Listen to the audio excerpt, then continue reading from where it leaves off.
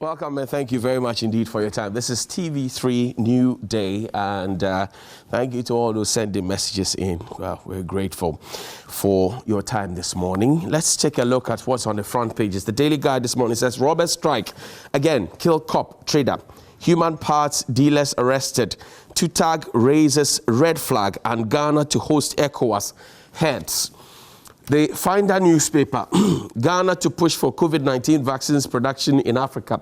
Foreign Minister says so. No fortified armored vehicles, no escort duties. IGP tells banks. Lawyer disputes voices on audio in treason trial. 2 killed in daylight Bullion van robbery. It brings Bullion van attacks to 6, killing 3 cops. That's not a Bullion van, it's a pickup. Metamorphosed into that. Fitch assigns GTB Bank B rating with stable outlook. ARB Apex Bank records 5.9 million Ghana cedis profit, the highest in over 10 years. BNFT is our next one. Otumfo, His Royal Majesty, urges ADB NDG collaboration to enhance agribusiness financing. Tor MD deputy fired. CSOs question refineries' long-term future. Kojo Poku is asking, can Tor work again? I'll share that article with you shortly. Cost of government domestic borrowing sees marginal dip, and interest payments compensation outpace revenue by 3 billion in the first quarter. Cinemas get green light to open. GTA finally issues guidelines to operators. The Ghanaian Times. Armed robbers ran amok, kill policeman, woman bolt with money from Bullion van. It is not a Bullion van, my colleagues. Tutag down tools despite orders from NLC to suspend strike. Public urge to donate blood to bridge demand, supply gap. That's at CPP talking there. Yesterday they had a blood donation exercise to mark their 72nd anniversary. Police hospital cries for help. The Daily Graphic. Safeguarding the Odor River, and you see some construction ongoing there so that the squatters who were sacked from there, they are being now prevented from going there so that the buffer zone can actually exist. We are ready to print. That's the banner headline. Local printers assure government. Publishers welcome the decision. It's been more than 2 years since we started the new curriculum. We are now printing textbooks. Ibigana we day. Police on manhunt for bike riding robbers, and graphic business Stanbic Bank breakfast meeting on digitization is happening today at the La Palm Royal Beach. And Pinaman's death on natural pathology states on JHS student, and Tutag strike halts academic work around there. I'll introduce my guest to you, but a few birthday dedications that have come in. Dr. Patrick Kuma Abwaji of the Ghana Health Service. You are Director General.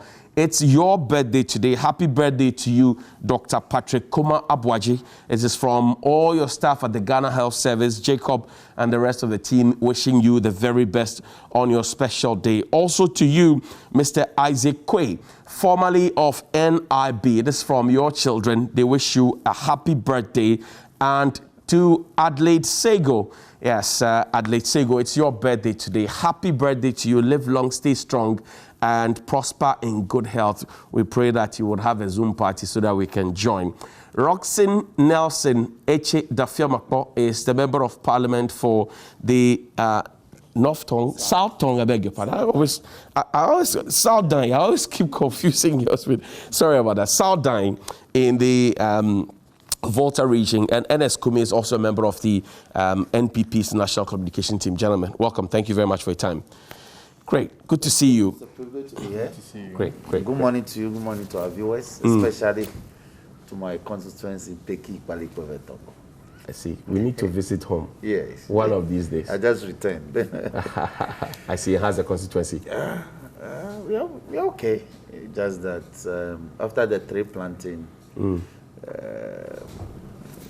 exercise, we did a few funeral rounds, you know, as it is. But I'm still crying. Our roads are in a more horrible state. Especially the Chamay Junction to the hospital gate, which is about 650 meters. I'm praying that the road minister at least can get that one done.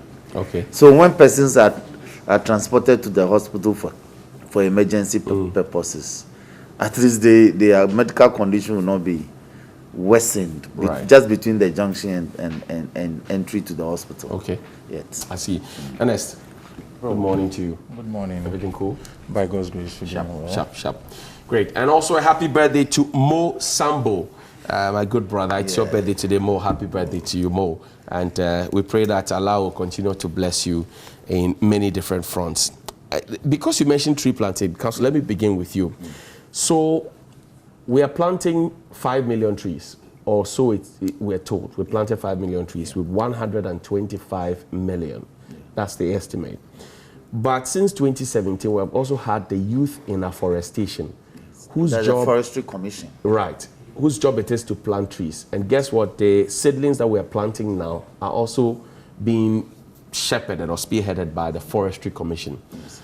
Is it your opinion that what others say, that this is a duplicity of rules, one, and number two, maybe we needed to have audited the job of the Youth in Afforestation first before we went on this Green Ghana project?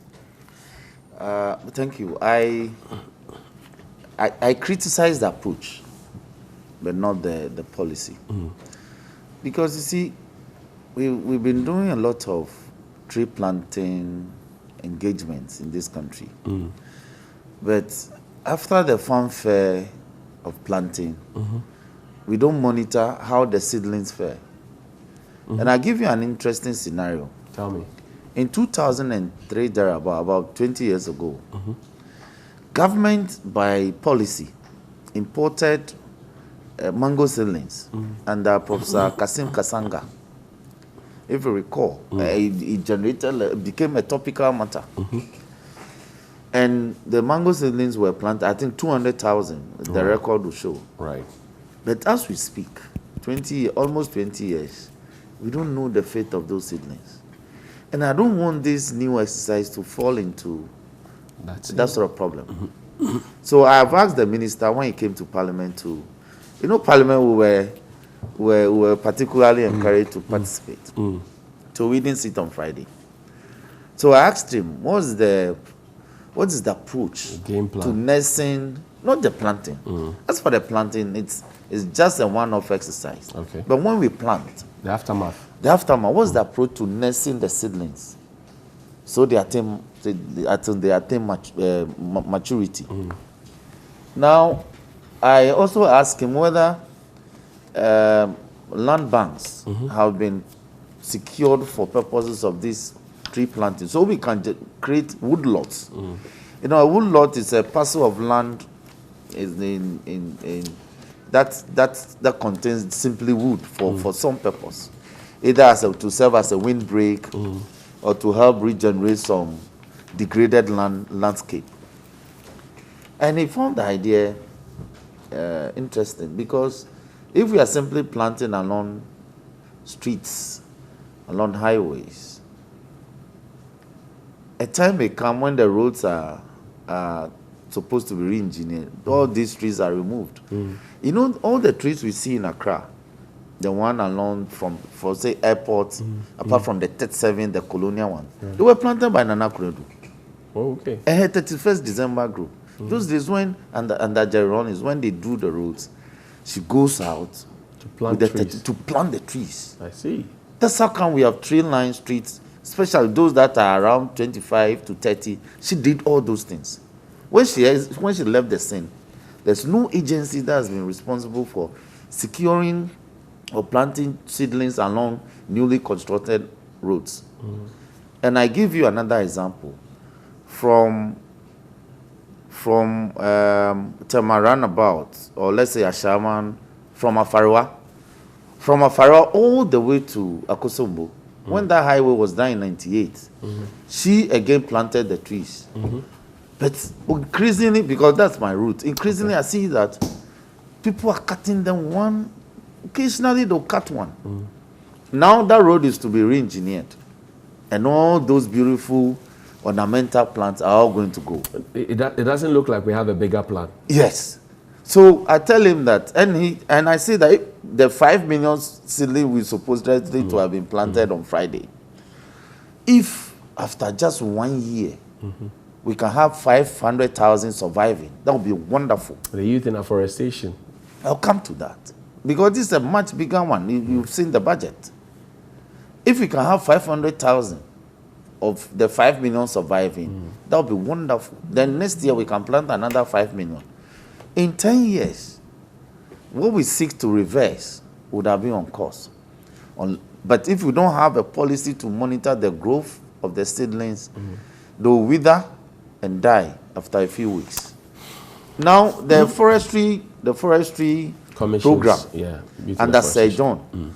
So, for you've drawn my attention to, we need to ask the Lands and Forestry Minister what has been the outcome of that, because they came to Parliament. It was actually in the 2018 budget. A lot of monies were allocated for that, because it was supposed to have created about, I think, 50,000 jobs for the youth or so. It was a youth in afforestation. Right. I think a youth in afforestation. That was what it is. And so much money was devoted to it. So we want to see the status of those seedlings 2-3 years down the line. Then it can guide us in dealing with what we undertook on Friday. Ernest, enter for me. So do you also support the call for us to do an audit of what the youth in afforestation has been able to achieve? And then we can start looking at it. One would say that we should have done that before zooming into this. And Eche raises a very strong point. How we take care of the trees after we've planted them. The guys are saying they have not been paid for about 3 months now. And they are the ones we're going to use to monitor the trees. So how do we balance the two, the equation? All right, let me say good morning to our viewers. And I cannot disagree with the assertion that these trees should be, or these activities of the youth in afforestation should be audited. I mean, auditing is a form of accountability, and accounting to the public is an effective way of measuring public expenditure.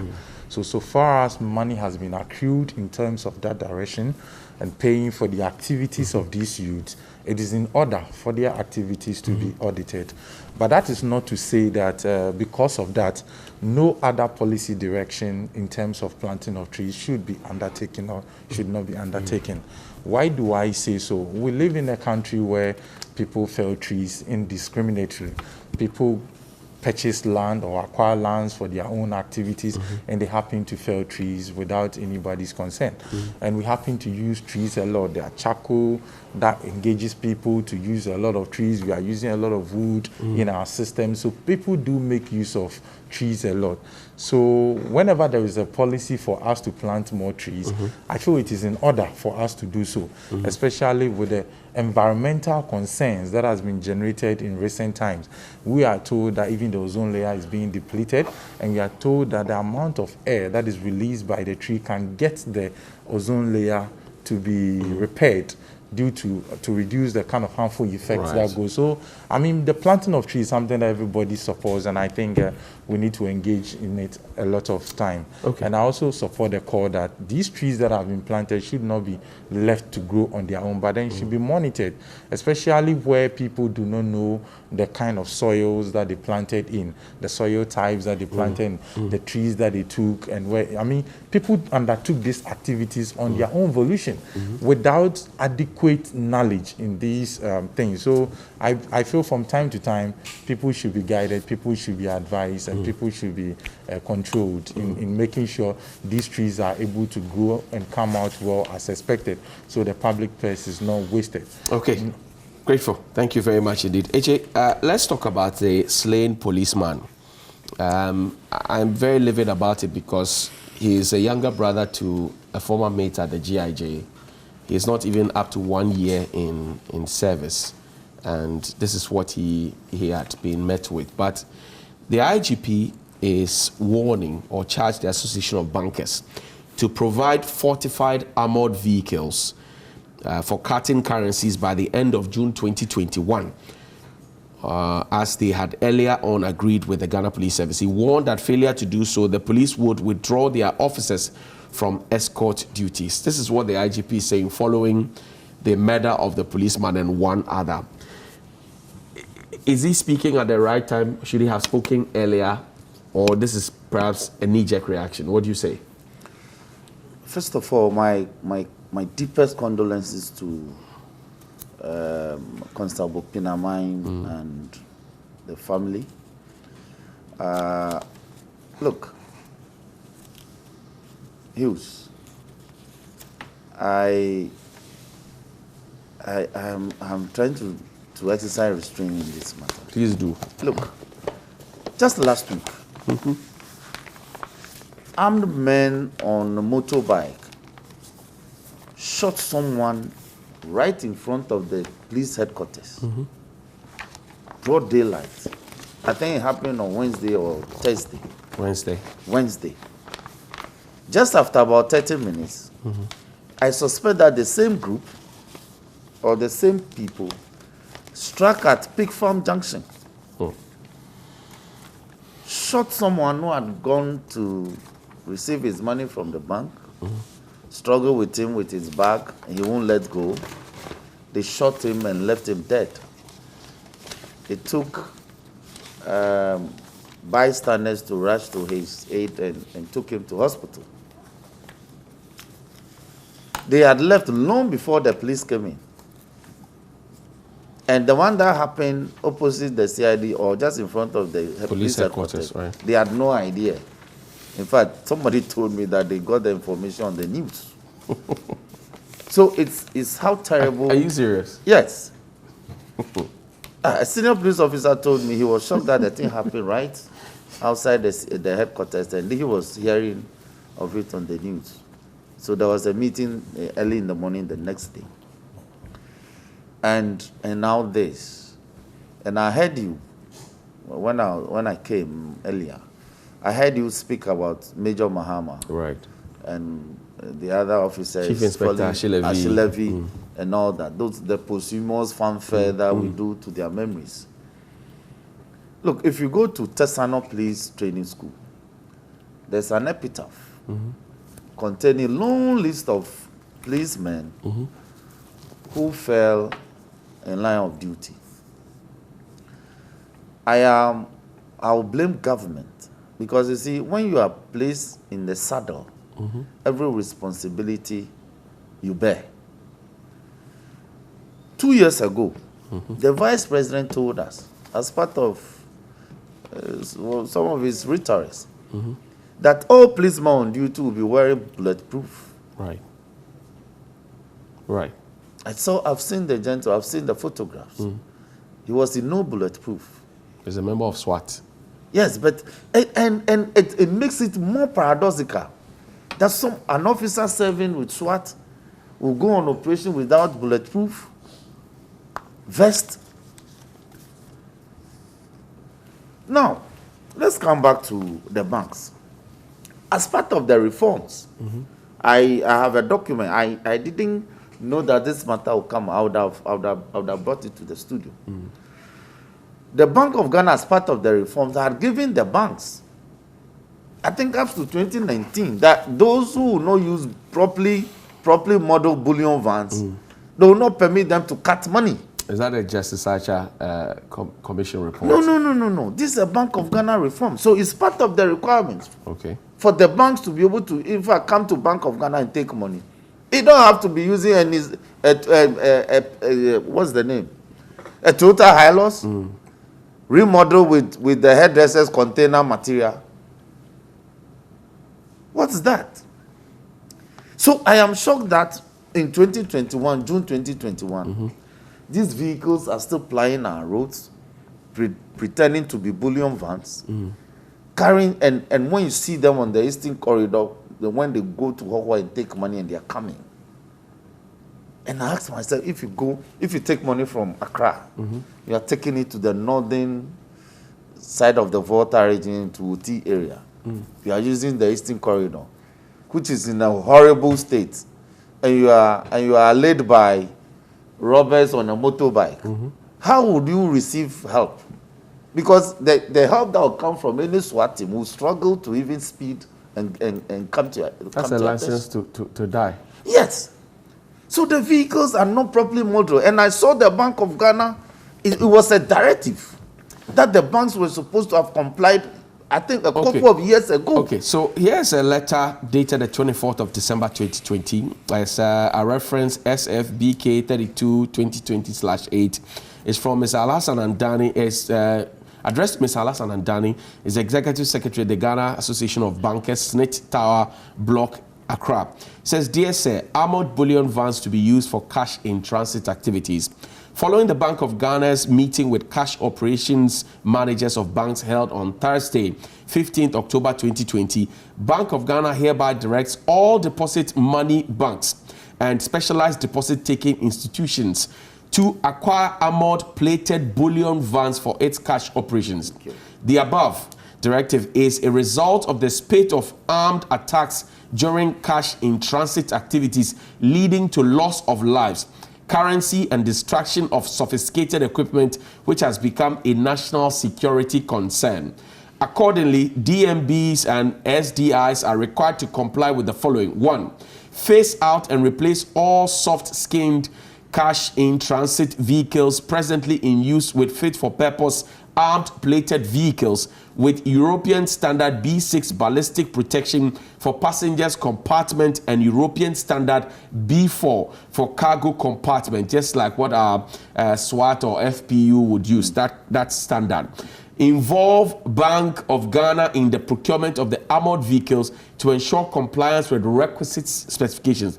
Bank of Ghana further directs that all DMDs and SDIs should comply with the above directive by 1st July 2023, after which BOG will not admit any soft-skinned CIT vehicle into its premises nationwide. Please contact the head of currency, blah, blah, blah. Stand by Alethea Godson. No, they said after what? They mentioned a certain date. 2023, 1st July 2023. Now, IGP is saying, if you don't have it by the end of June, forget it. We are not sorting you out again. Now, and I agree with the IGP, but I want to make this point. Make it. That the bank in question had been negligent in securing the safety of the officer. How so?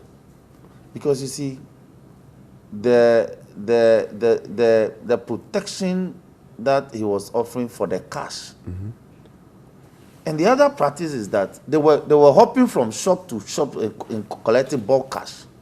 That alone is a recipe for criminals to monitor. Now, criminals, they don't just get up and strike. They monitor you, they plan.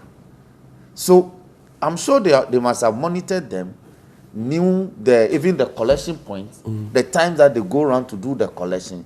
They must have monitored since morning and determine how much money they must have collected so far.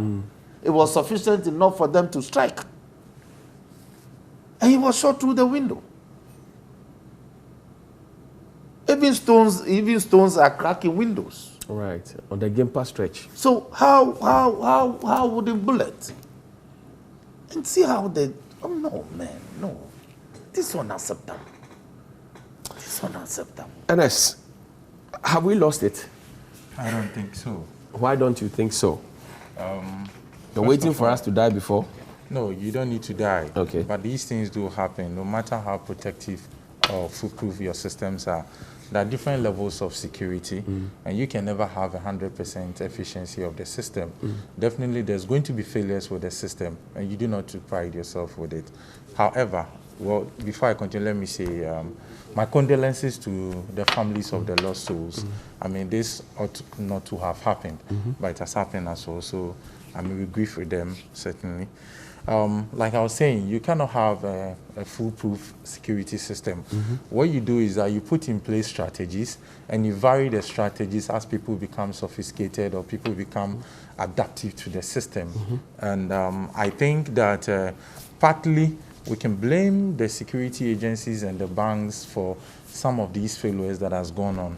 Contrary to what Honorable thinks, there's been a rhetoric on the part of the Vice President in saying, no matter the protective equipment that you provide to the police or the security agencies, if one decides to be very negligent, if one decides not to follow the standard operating procedures of the security agencies, you are likely to have this. So if there's a bulletproof, hold on, if you could let me just, in a minute. This gentleman belongs if I don't settle, nobody will understand. Special weapons and tactics team.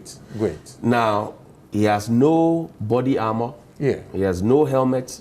He has no sidearm. Good. Basics for any SWAT, and at least you watch the American movies. If you have not seen any, watch any American investigative movie, you see them. Now he has none of them. What HA is talking about is something that the vice president had promised after another police officer had died. And he had actually gone even a step further to talk about body cam. You remember? When the Kaswa MTTD incident, body cameras. So that at least these guys who shot this man would have been captured by the body cam. That's what we're talking about. That when you promise people and you don't give them the requisite cover, and then this happens, it's a problem. Don't you agree? I think you are running into a hasty generalization that because he gave the promise and the guy is certainly in those, but is not in those body harness, then simply means it's not being provided. You and I know, or see, as the I vice know, president was very particular. Let me land. If I don't land, I'll make sense to our viewers. Okay. So go ahead. So I know that there's been equipment and other items that has been provided. How many do you know have been provided? The last check was 4,000. We have more than 4,000 policemen in this country. Great. He said every policeman. You understand? If he said every policeman and 4,000 has been provided, you and I can agree that those that are undertaking strategic and risky operations could be supplied with this body harness and safety measures. This one was not a risky one? It is. It's risky. So why was he not wearing one? That is why I'm saying that investigations are now ongoing. We are yet to determine as to whether it's a personal negligence or the police failed to supply or there's been inadequate supply of those equipment. But we cannot run a hasty generalization that because he is not in those safety equipment, then necessarily the police do not have these items or equipment or is in shortage supply. So that is why I'm saying that, look, we need to look at the system holistically. It could be blamed. Maybe he's been supplied. I have seen people. For instance, I think last week there was even this week. I think yesterday I read in the papers or so, one forestry commissioner was undertaking an operation. He had, I think, during the tree planting aside, he had a gun in his arm. It was fully loaded. He had cocked the gun, and when the pickup hit a pothole, there was a. They not put the safety on. Yes. So the thing shot him, and he died. This is negligence. Anybody that has handled sidearm or any form of arm knows that if it is loaded, you don't cock it. Or you put on your safety. You don't cock it. So when people are negligent and these things happen, you don't go blaming government or blame the police. So that's what I'm saying. We will need an investigation. I'll take a bit of what you're saying. I'll take a bit of what you're saying with a pinch of salt, because this is not the first time a policeman has been shot in similar fashion. Not so long ago, I'm saying that the IGP not so long ago visited the family of a police officer who was shot in a similar fashion, and he was posthumously promoted. Great. Now, I'm asking this question this morning. Let's assume that they have been given and they didn't wear. I know that the IGP and his top brass will visit the family of this slain constable, hopefully give him a rank while he's dead and he doesn't need it. But what policy direction does that bring? Are we having that conversation? Yeah, we're having that conversation. But before you came in, what I was saying is that, you see, I initially mentioned that policing and all this security has to do with strategy. And you have to keep them changed or varied from time to time. Before I come to the policy direction you're asking for, we always see these bullion vans running on the street with sirens here and there, making noise, drawing the attention of thieves and other persons to it. This is basic security that we all should know. How has the police department been well at it? This should be pointed out. You see, when we don't put it where it's supposed to be, and we decide to put it on the president or the government as a result of collective responsibility or ultimate responsibility, then we are shedding away the responsibility of the police administration and the managers of the security agencies. Because what I'm saying is that in this case, we've always been seeing the vans running around with their hazard alarms on, running around, indicating they are with money and they are passing. And people have been picking this information. What happens? Simple. The police could just even have a normal car, van, or something, or the banks who have a normal car without any form of identity in there, with the policeman well-seated, well-dressed in there, guiding them, going for the money, without drawing even an attention to this. And that in itself alone would provide some level of security as well. Now, when you I talk about policy, I want to understand you. Are you blaming the police? I am not, but I'm saying that policing and security deals with strategy. Okay. For instance, you live in your house, you have your house walled. You are just entering your house and you've seen that somebody has placed a lock behind your wall. Clearly, it should give you an indication that that wall will provide a step for somebody to scale into your house. You should get off that lock. If you don't get rid of it and it's there for 2-3 days and somebody uses it as a stepping stone to jump into your house, you are to know that your negligence has caused you that. So that's why I'm saying that we don't need to blame anybody. As the investigation goes on, like you mentioned, one has happened in the past or some has happened in the past. How has the police administration varied their strategy in dealing with this risk? Okay. That poses to them. So now back to the policy question. No, you come to it. I know you're in a hurry to go to policy, but let me ask you this. The Inspector General of Police, who has gone beyond retirement and is on contract, and by the police's own rules, they say they will not keep any retiree in the job unless he has any special skill that nobody else has, and he has to use that contractual period to groom somebody else to do it. Up to now, we don't know the specialty we are talking about. The police has not come to say it. Now, the IGP answers to the Interior Minister. The Interior Minister, together with the IGP and others, are on the Police Council, chaired by the Vice President. If you are saying that they need to strategize, the Police Council is like the board of the police service. So if there's any strategy, shouldn't we be asking the board chairman why the strategy has not changed since people have been dying? Hughes, I'm struggling to get a direction you are taking this question because, one, if you want to deal with the ages of the police administration... I said the ages in passing. I'm asking about the Police Council. You are asking for change in strategy. I'm saying that the IGP answers to the Interior Minister. The Interior Minister, together with the IGP, sit on the Police Council. The GBA, a couple of them are there. On top of the Police Council is the Vice President of the Republic, who has been making promises to the police. We will put CCTV cameras in every police station. We will give them body cam. We will give them sidearms. We will give them bulletproof vests, all of those ones. You are asking for a change in strategy, and we are not too sure if it was given or not. I'm saying if there should be a change in strategy, should it not come from the Police Council? No, it need not to come from the Police Council. You see, what you need to understand is that the Police Council sit at the management level, drawing a policy framework.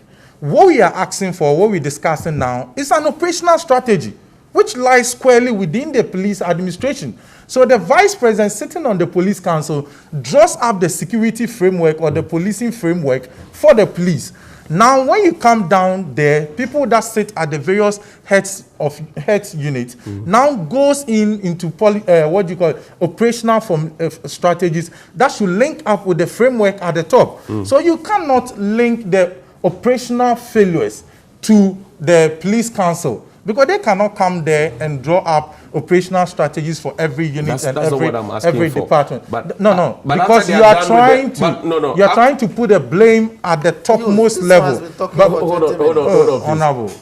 So I think that let's take TV3 for instance. Relax. I think you are assuming too much. I'm saying that the IGP runs the day-to-day activities of the police service. Exactly. If over time these things have become too rampant, and it is becoming evident that 4,000 body armors were procured, and we have more than 4,000 policemen, but we were told that every single policeman was going to have body cams, have this, have that, and some of them are still using archaic AK-47 Kalashnikovs. We don't know when they were procured. I'm asking a question. I'm saying that if you work somewhere and you have a board to answer to, and your strategies have not changed, is it not the job of the board to ask you why you are doing the same thing and expecting a different result?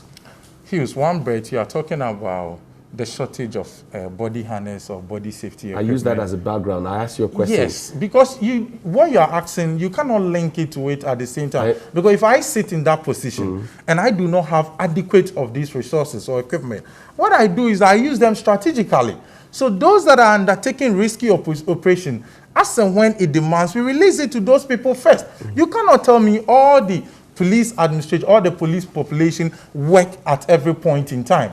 Even with armor, you go and you sign in for it. Not everybody can be assigned an arm at every point in time. That's what I'm saying that. So depending on the risky operation that you are undertaking, you can't be assigned this body safety harness. And it is understandably so. I hear you. Eche. So I'll ask you the same question. You are the board chairman of the company. The CEO has been taking decisions and members of his staff keep being shot at. The board chairman has made a promise that we will provide A, B, C, and D, but that provision has not come. And yet, it looks as if it is the CEO who is being taken to the slaughterhouse. Is that fair? How is that fair? How is that fair?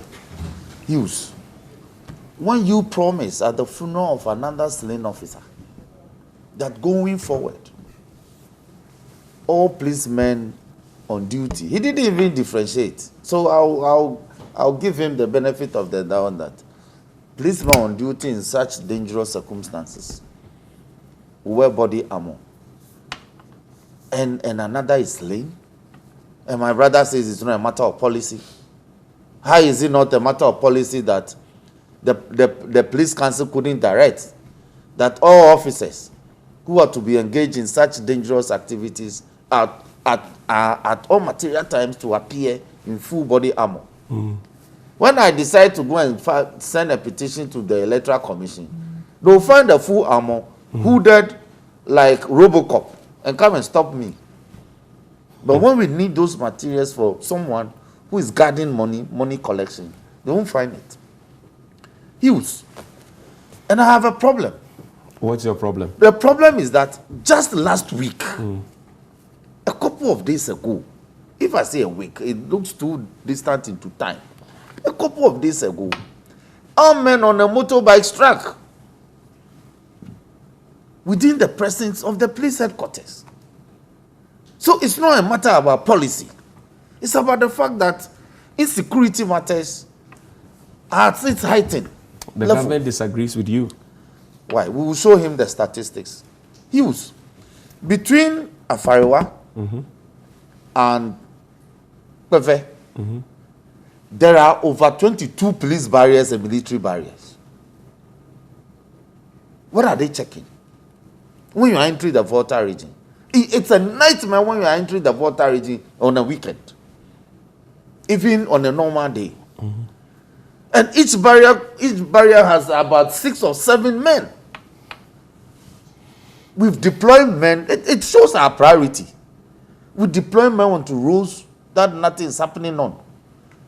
And we are looking for men to deal with armed robbers who now they don't use vehicles. Now they are on a motorbike. And when you complain, they say you shouldn't complain. Every 100 or 200 meters, you have military men, gun-toting military men. It's for our own safety. We should say there's Safety insecurity. about what in the Volta region? That's the point I'm making. We've deployed men to go and man barriers where there's practically nothing. Okay. Have you heard of Western Togoland after the elections? But the men are wasting there. And we need men here. Maybe because they are there, the Western Togolanders are afraid to come close. If you create a problem, you have solution for it. Anyway, so let me read for you an article on Ajafor's Modern Ghana. It was published on sometime in 2019. It says, on-duty police officers to wear bulletproof vests, Bomia, in a bid to provide greater protection to the men and women of the Ghana Police Service. Government has ordered the police administration to equip all officers of the Motor Traffic and Transport Department with weapons when on duty. I have not seen an MTTD officer carrying an arm since that time. As well, all officers who go on outside duties, including snap checks, guard duty at banks and filling stations, will now be issued with weapons, bulletproof vests, and helmets to be able to protect themselves. The Vice President of the Republic, Dr. Mahmoud Bawumia, announced these enhanced security measures when he joined family and friends at the burial ceremony of Lance Corporal Mohammed Awal, who was slain in the line of duty at Abuakwa, a suburb of Kumasi, on Friday, 30th August 2019. Ernest, that's it. Yeah, bro. So, I mean... It says everybody. Yeah, that's what I'm saying, that fine. The fact that it's not being provided to everybody doesn't mean that the resources that we have, we cannot work with it. What are you saying? What I'm saying is that whatever quantities that they have can reasonably be used for the protection of those undertaking risky operations, because not all units, for instance, when you get to the police administration, that's what they call the form police unit. Right, FPU. That's the FPU. They do most of these robust jobs and others. Okay. So they can be given the ones that exist, or the ones that we do have. Then those that undertake administrative operations can equally be at the background. What I'm saying is that there are risky aspects of their work, and there are some that are administrative. This man was part of the Special Weapons and Tactics Unit. You are not listening to me. Oh. You see, the fact that he is part of it, I'm saying that now, can you tell whether it's something that he was not provided with the harness, or maybe he has a bad... The man is part of the team. He's been sent on such a dangerous mission without these gadgets. I am saying that it's only investigations that were established that because you see, when you are given, for instance, you are given a guard duty, there are certain standard operating procedures you must follow. Right. First, you go and request for an arm. You do this, you do that. I am saying that investigations will unravel as to whether he followed the due processes in terms of their standards of operation, or he wasn't given at all. These are what I'm pointing out. I am not saying... And also, to also come to what Honorable was saying, I mean, there was this speculation that, when you come to the voter region, seemingly there's nothing happening there. Why do we have the police there? You see, police work with intelligence. And as we sit now, nothing happens until something happens. I am not saying so you cannot say roadblock. I'm saying that they are too numerous. Okay, well, Cookie will come in. Let me read a last portion of this article on Modern Ghana. It says, in the last month, 5 unarmed police officers have been killed by criminals in the line of duty. This is a quote from the Vice President. This is unacceptable, and the government will not sit down for this to continue. Henceforth, all officers of the Police Motor Traffic Transport Department will now be armed to ensure their protection. And I say, show me an MTTD officer that's gone out since that time with a gun. Also, all police officers who go on outside duties will now be armed with weapons, bulletproof vests, and helmets to help protect them. There's a quote again. It says, thankfully, just last week, 4,500 bulletproof vests have been delivered to the police to help stem these unfortunate incidents. I urge police officers to wear the bulletproof vest and not say they are uncomfortable to wear. Other logistical items have been delivered to the police, including non-lethal weapons. Government will continue to support the police, and more logistics will be delivered. We must protect our police for them to be able to protect us. It goes on and on and on. It talks about vehicles that have been provided since 2017 and all of that. Why do you think the Vice President added that they should not say it is uncomfortable to wear? You are, in one breath, you are telling me that you don't know if he was giving or not. Now you are telling me... I didn't say I didn't know he wasn't giving or... I am saying that... We should go investigate. Investigations will reveal. We'll reveal whether or not they were allocated or not. Okay. That's what I said. I hear you. Cookie is here. Messages are near. And you can also send your messages in. WhatsApp line is active. I see a lot of my colleagues put on the front pages of their dailies that what we have are bullion vans. They are not bullion vans, please. So stop calling them bullion vans. They are pickups, like Ichi said, with hairdresser buckets at the back with padlocks. They are not bullion vans. If they were bullion doing the vans, work of bullion vans. Yes, they are supposed to be doing the work of bullion vans. They are not bullion vans at all. So while we wait for AJ, I'm sure that we can have a closing thought on this one. AJ, yeah. So where do we go from here? We have heard the promises. We have seen family members die. Yeah. People are losing their lives. Where do we go from here? Yes, I think we need to respond to the situation. Like a young officer wrote this morning. I think he's been writing, he wrote in the past. He said officers will always die in the line of duty. The one who said for 10 or so years. Yes. Yeah. Now, what I think we need to do is to create a special unit that will be trained, where members will be trained for purposes of, manning bullion vans. It takes a special skill. So if you take an officer who is less than a year in the service, perhaps general duties, for him to go and man Bullion van. Bullion van, you need specialized intelligence. Right. You have to be smart and you have to be strong with combat skills, especially when it gets to a point where you are disarmed and you have to fight. You need combat. So we need a specialized unit within the police service. The way they responded to the threats in our marine, with our shores, that they created the marine unit. We need things like that. Let's create units to respond to emerging problems. So in my opinion, they need to create a unit that will handle escorts. Okay. You know, not just escorting government officials, but specialized services in terms of escorts of valuables like this. Not just money, but precious mineral. Sometimes when the mining firms, when they bring it from the airport, the way they are transported from the tarmac to the vaults of the Bank of Ghana. So we don't have another Jack Bebley on our hands. Exactly. Anyway. Oh, do you have to go there? Well, there are statements of facts. Yeah. It went to court, so I'm only quoting the court. Yes. I'll come to you in a sorry. But let's go to Cookie. Yeah. Cookie, what's on the panel? Okay. Person says, good morning, Johnny. The killing is too much in this country. The security of the country is in tatters. Insecurity everywhere. Hashtag fix the country. And that came from Pantia in Upper East region. This one says, good morning, Mr. Johnny Hughes. I really admire your patriotism. I wish every Ghanaian had such patriotism in us, especially our leaders. If our leaders only knew that we are all sitting in the same boat and we sail together or sink together, they would have sat up. Abbas Amogobo from Offensive says, what's happening in Ghana? The system is in tatters. Nothing works. Armed robbers are taking over the country. Can't the leaders do anything about it? Seriously, death penalty must be reintroduced. This MPP government is letting the citizens of this country down day by day. We are all living in fear. Very sad.